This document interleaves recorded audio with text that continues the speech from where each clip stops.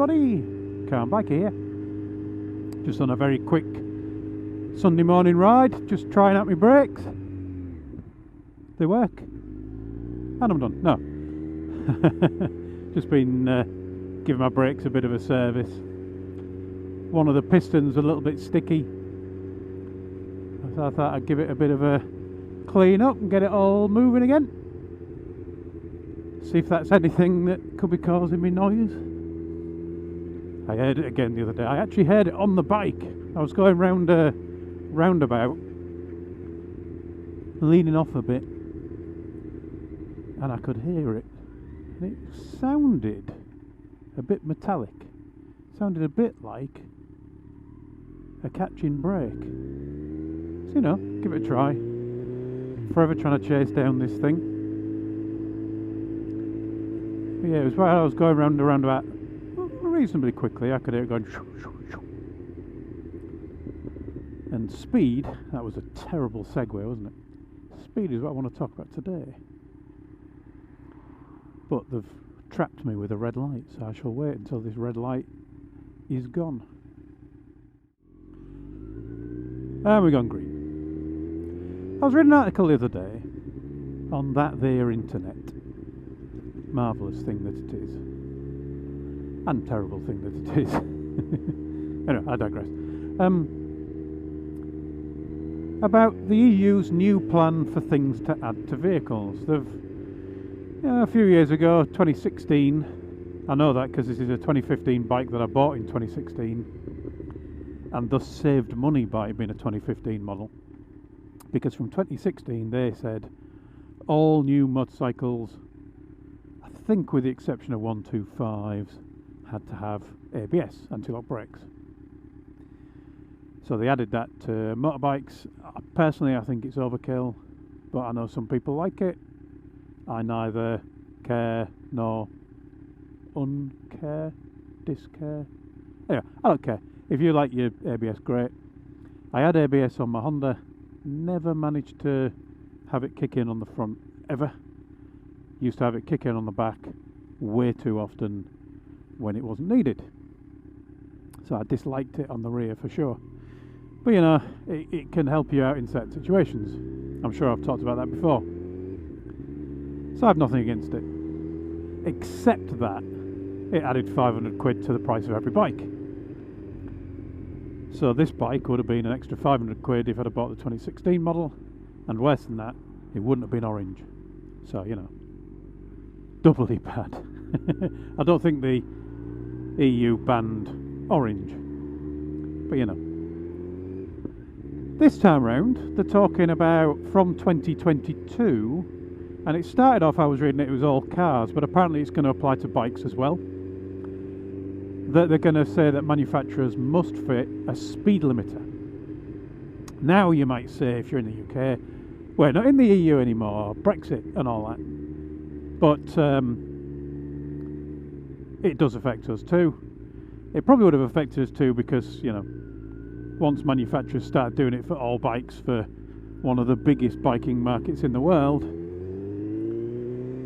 these things tend to just end up everywhere anyway, and hopefully economies of scale bring the price down, but that doesn't seem to happen that often. Certainly not with ABS. But anyway, the British have said, oh, we're going to do this as well. So the intention is that all new bikes will come with a speed limiter. Now that's not just a speed limit that says you can't go more than 70 miles an hour. It's a speed limiter that knows what the speed limit is and aims to prevent you from speeding. So if you're going down here, this is a 30 mile an hour road, and this is one of those roads that's quite wide, so its natural speed limit, the one that you would feel was about right, is more than that. But because of the fact it's a shopping area and there can be lots of people around, maybe not on a Sunday morning so much, but you know, they impose a speed limit. So the idea is that your car or bike will know that this is a 30, and if you try and do 31, it won't let you. Now there's all sorts of things built into it that they're talking about.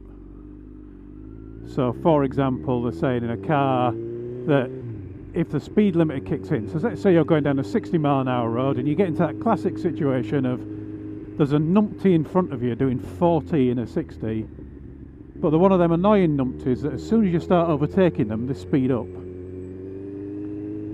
So you end up stuck alongside them, they're now doing 60, you're doing 60, suddenly we're in a dangerous position. I guess they've thought about that to some extent, because they've said if you press really hard on the accelerator in your car, it will detect that and allow you to speed temporarily. Presumably they'll do something like that with a throttle on a bike, I don't know. But you've got to have something like that, haven't you? I remember being on the 125 and several times I'd be overtaking one of those slow numpties and they would then speed up, and on the 125 you just didn't have the power to get away from them. So you'd end up having to slow down and tuck in behind or something. At which point they slow back down to 40 because they're numpties. Donkey cavities, as I said in the past once.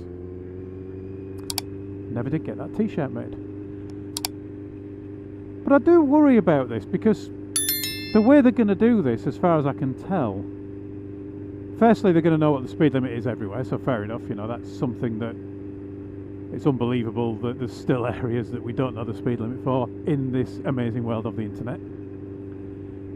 But they're going to have to get that into your vehicle somehow, which presumably means probably mobile phone technology in every vehicle.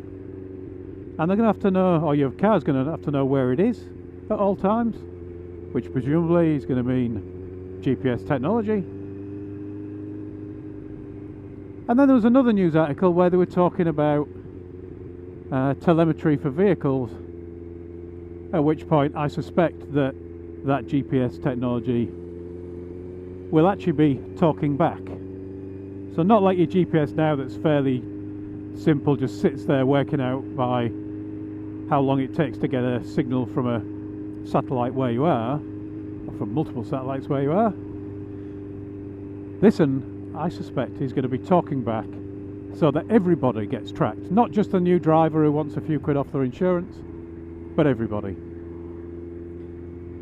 And that, I kind of object to. I don't like the idea that governments will be able to track me, or government organisations will be able to track me at all times.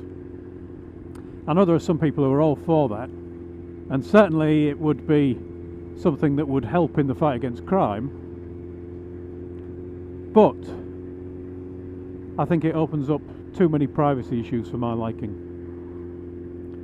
And I know there's those who say if you've got nothing to fear, nothing to hide, you've got nothing to fear.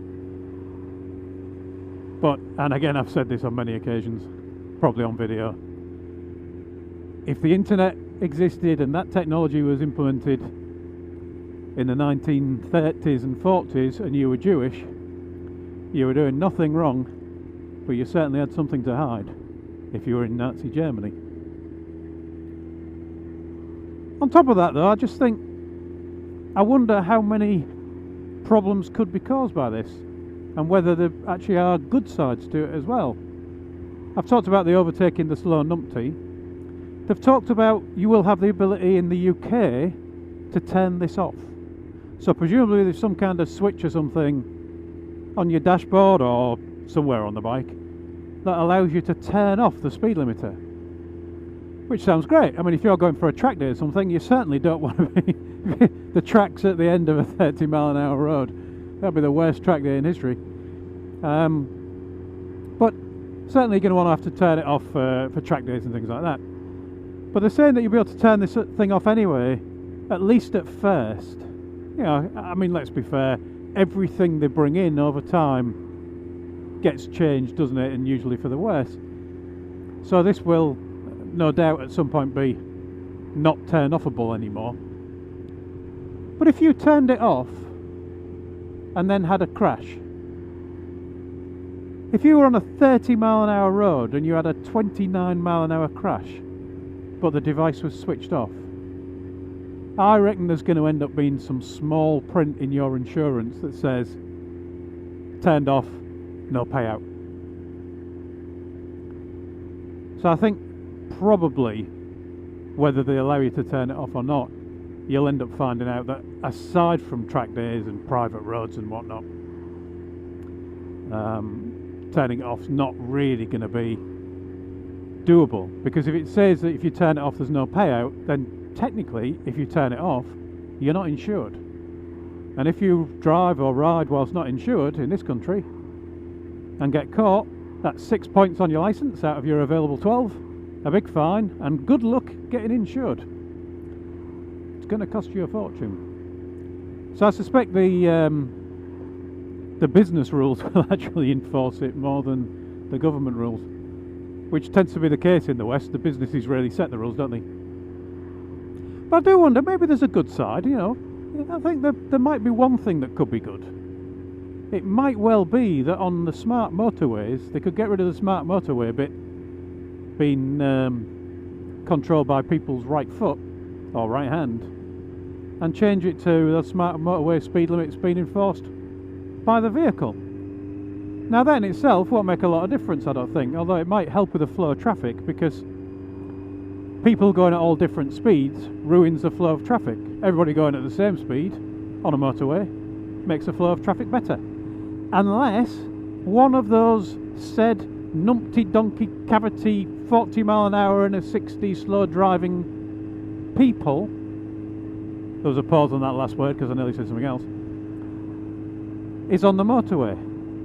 So if we could change it so it was not only a speed limit but a speed enforcement with lane assist as well, you know, we don't want people just driving off the road because they're not paying attention. But lane assist's been in cars for quite some time. Then in that one scenario, I'm all for it.